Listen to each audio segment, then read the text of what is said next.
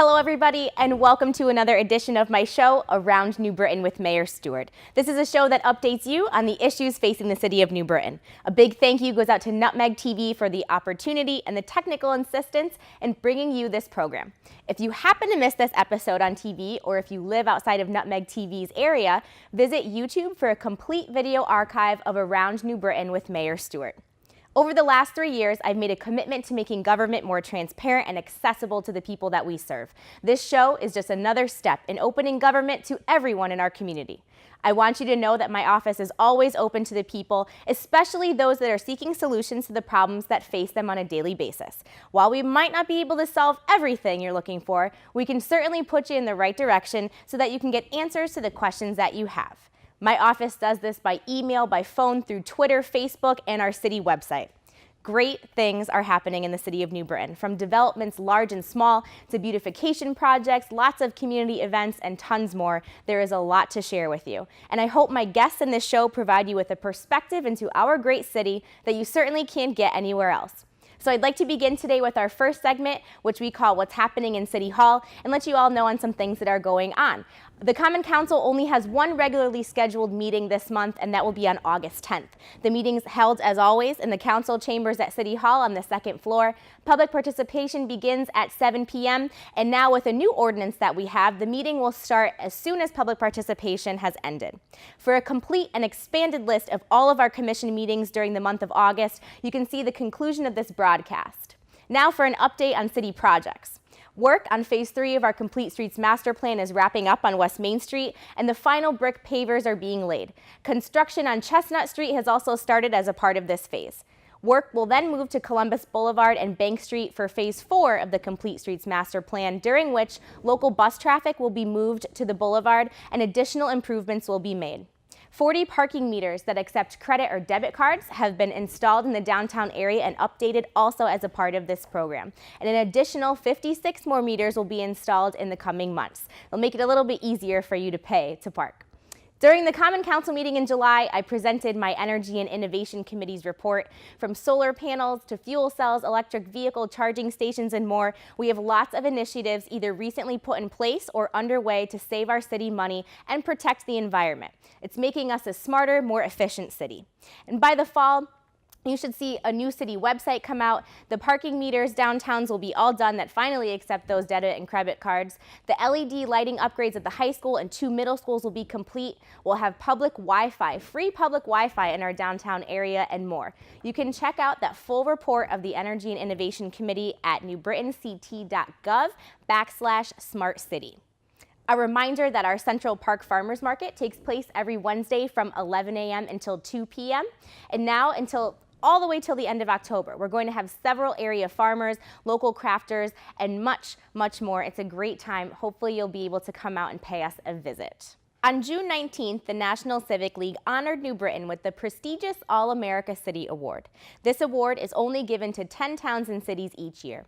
The award, given out since 1949, recognizes towns that are innovative and effective in tackling challenges in their respective communities. This is another major feather in New Britain's cap and representative of the many wonderful things happening in our community. So I'd like to welcome to the show today some of the 11 delegates who traveled to Denver, Colorado to make New Britain's case for the All-America City status. My father, Tim Stewart, is with us tonight. Mallory Deprey, who's our program coordinator for the YWCA of New Britain, and Alderman Kristian Rosado. Welcome to the show, guys. Thanks for having us. Thank you so much for being with us So excited today. to be here. Oh, thank you, Dad. This is going to be a great one, folks. So I have to ask all of you today, and thank you so much for taking the time to be here, because we are extremely proud of this award. So, and whoever wants to start, we want to ask, what does this status mean for the city? I think a lot of people don't understand what the All-America status means for us. Well, I could tell you from our perspective, and being there, just one of those 20 towns was an honor in and of itself. To be included with that list of large and small communities across the United States, but it gives you another opportunity, I think, as a community to market yourself in a much more positive way. All throughout this country, much of what you see in the news media about cities is negative, and this is probably one of the most positive things I think I've been involved with, during my tenure as mayor, as well as at the chamber. in the past 20 years. So like, what kind of benefits come with an All-America City Award? Well, I know that one of the benefits is that some of the nonprofit organizations have been working collectively to tackle some of the issues that we spoke about at the All-American City competition. They'll be able to now, try to get those grants that maybe previously were more difficult to get, and then this opens the door now to be able to get some things that maybe have not been able to happen in the past. And we get to put the All-America City banner on everything that we own. That's right. I mean, bragging rights always help. Bragging rights are good. I think bigger than all of that is the fact that, for many years we've been tagged with a negative stereotype in our school system. Sure. And much of the accolades for this award actually came through the New Britain school system. And there was a lot of initiatives that have been going on there for several years that have made huge impacts on kids' success. Right, and Mallory, what were those? And with the work with the coalition that has been established over the past year, combining the Early Learning Coalition with the New Britain Youth Network, we have all the organizations around New Britain covering birth to age 24. So it's everybody that's coming together collectively, the school district, funders, nonprofit organizations, the city, and just making these strong impacts on these youth. So with the presentation that you guys gave in Denver, you gave, what was it, like a 15-minute presentation? 10. It was 10 10-minute minutes. presentation you had to We give? made sure we were 10. Some towns were 15, but we were 10 minutes because that's what they told us That's to what do. they told us. And there were 3 pillars, I think that they'd said, right? Or 3 or 4 different initiatives that the city took that helped us qualify for this. What were those? What was the part of the presentation? School absenteeism was one of them, and that's why Joe Vavracek and his group were actively involved in this thing. Some of the initiatives that they put forward over the last year have been targeted at chronic absenteeism in schools, and that would be 10 or more absences, I believe, within the course of the year. And we had a significant population in that category for a lot of different reasons. Sometimes it's just parents don't want to get up early enough to get their kids to go to school. And so some of the programs that, the early intervention programs that Jarrell Hargraves and Joe are involved in actually are very personal, meaning they're going to people's houses and knocking on doors and making sure kids are going to school, and that's been a real plus on that front. And it goes not just into that younger ages, but the high school stuff too, which is always a chronic issue too. Which leads us into the next component that we highlighted during our presentation, which is our summer enrichment experience. And that is targeting our Tier 2 and Tier 3 students that need that extra attention and that extra love, to pull them into a very structured 3-week summer school program, so to avoid their summer learning loss, so that they can return to school in the fall where they left in the spring, as opposed to that was probably, I think, the biggest component of it, because they were most intrigued, I think, by the C program, because it's not just summer school anymore. It's a whole different experience for kids. Right. We actually have kids now that elect to go there, which is unheard of. You usually go because you're on academic probation for the year, but now you have kids that are actually going into the C program because they want to. It's like educational summer camp, right? It is. It's great. Now it is. It's really nice. And the school districts and all the community providers that participate in it, they're with their school teachers in the morning, they work with the community providers in the afternoon. They're all talking the same language. They're all serving the same students. And the kids get nutrition to boot. And that was the third piece of this thing, was the obesity component and the health and food awareness for a lot of kids, and some of the programs that they're working with throughout the school system, because most of our kids actually qualify for free and reduced lunch. And I think one more thing I just want to say in addition is that the people that were there watching us do this presentation, I think they were not only encouraged by the programs that we had in place, but also the temperament in which we do those programs. And people saw how positive we were in approaching the challenges. And I think that it spoke volumes of our city. It's not the fact that we're just coming together collectively, or we're tackling some issues, but that we have good temperament in responding to all the challenges and obstacles that we face on a daily basis in the city. That's great. I guess, some questions that as I was posting about on Facebook and everyone's talking about it because we've been touting the All-America City status, and we will for the next year. Those bragging rights won't go anywhere.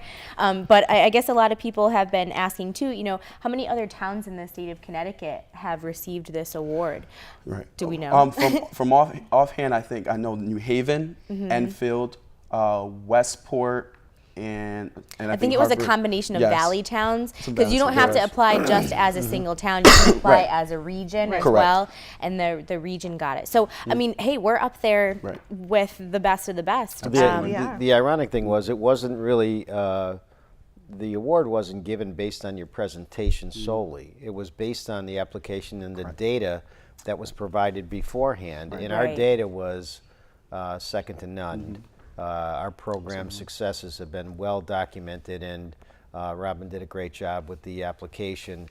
So we were quite highly ranked going into the presentation, but some of the presentations were off the charts. I mean, there was a Wheel Really? of Fortune presentation, which I thought was great. Really? Yeah. They used some really, really cool stuff. Las Vegas did this big, Yes. huge thing too. It was presentation. So you were competing against big cities like absolutely. Las Vegas. Absolutely. What other some big cities were there? You had Las Vegas. You had even Charleston, South Carolina. South Carolina. I saw Yeah. their performance, and again, you look in the news a year ago before the All-America City competition, they had someone who had walked into a church and it killed many Right. people. So Right. we were identifying with some of the struggles that other cities were going through.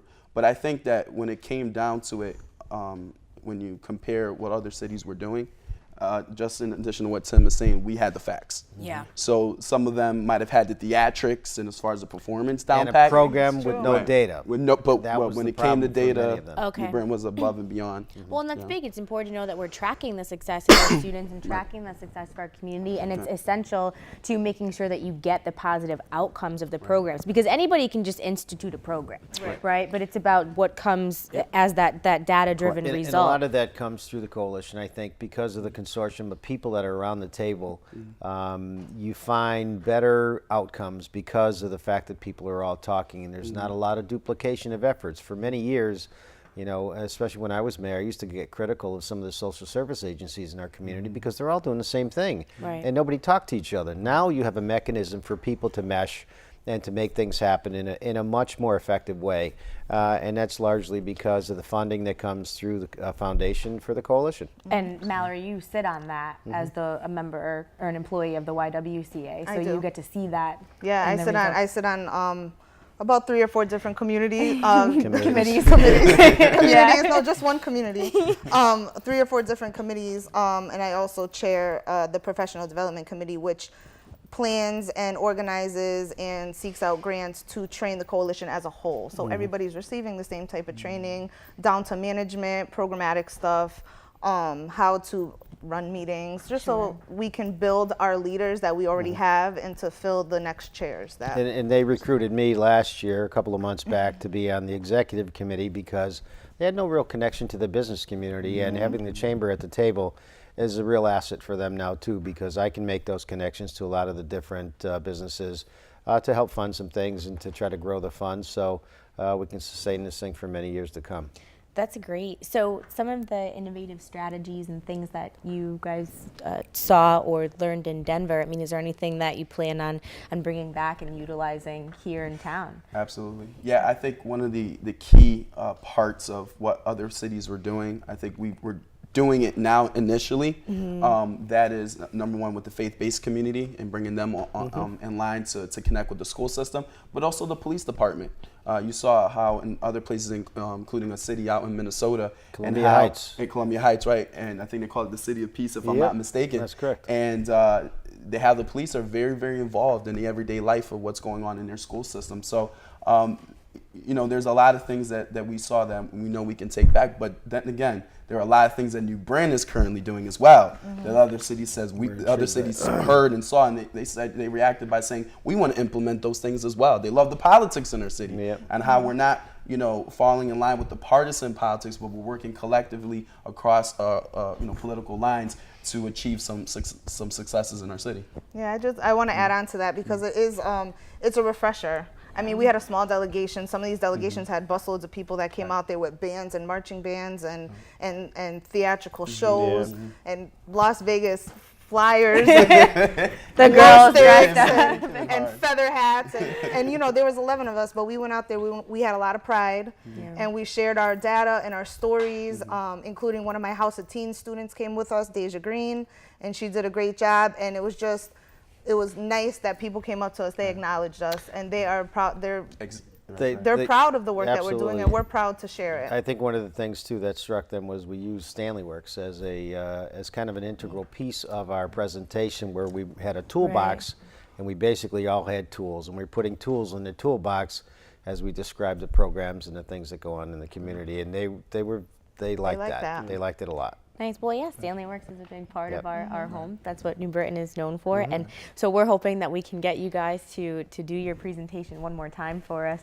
Not now on the show. We don't have enough time here on the show. We don't have everyone. Song then. We're Right. I don't sing. I don't sing. Well, you stayed on beat, and I was proud of you. I did. And I was in front too. That's the ironic thing. I had to bring the toolbox up front, so they could only hear me. So we're going to be having a big community event called Main Street USA in September, where we're really planning to present this to our entire community, and hope that you guys will be able to give the presentation one more time for all the city to see and for them to be proud of. And this is just so exciting. For me as a mayor, I'm extremely proud. Unfortunately, I couldn't be a part of the delegation. That's why I sent my pops. I tell you, one of the yes, I will be great. You missed a very. I told you this a number of times, but you missed a great opportunity to showcase your community, because it was probably, like I said, one of the most positive things I've been involved with. But the Civic Day, actually, we had put stuff out on tables, and all the communities brought things, that were germane to their towns, and the Polish candies were gone. The Stanley tape measures were all gone. Even, a number of my books from the chamber were gone. A lot of the stuff we put out just went like hotcakes. So next year we have to plan this out. So New Britain High School's graduation, all the high school graduation, the Rose Garden Festival, none of those events that I had to be at happen on that weekend. It's in the fall of next year. Oh, perfect. That's right. Perfect. But thank you guys so much for being on the show today and for providing a little insight to our viewers on what an All-America City designation is and how proud we are. And I'm really proud of all of you for being able to go out there and bring our message nationwide and come back with the bacon. That's right. We got the top spot. I also wanted to send a big thank you to the Community Foundation of Greater New Britain for helping to support the cost of the trip to Denver.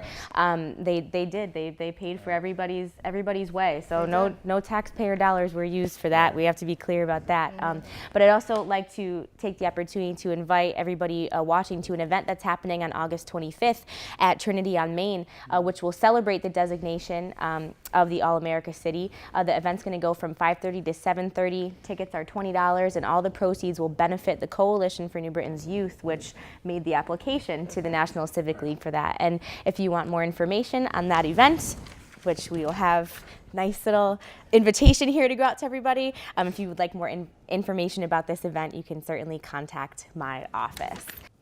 Before we close, there are a few events going on in the city during the month of August that I'd like to share with everybody. The Taste of Greater New Britain continues through August 6th. There's 15 restaurants throughout New Britain and Berlin area that are participating. You can enjoy a multi-course dinner for $20.16. And if you'd like more information about that, you can visit greaternewbritainChamber.com for more details and to see all of the delicious menus that are there. The Mama Stitches Block Party takes place on August 20th from 10 a.m. to 2 p.m. That's at Trinity on Main at 69 Main Street in downtown New Britain. Our local resident and author Akintunde Sagunro will be giving away copies of his amazing book, Mama Stitches. There's going to be a bunch of free events for children, including video games, caricatures, and much, much more. So bring sure, when you go to that though, when you go to Mama Stitches Block Party, you have to bring a piece of clothing which will be donated to those in need and to local shelters.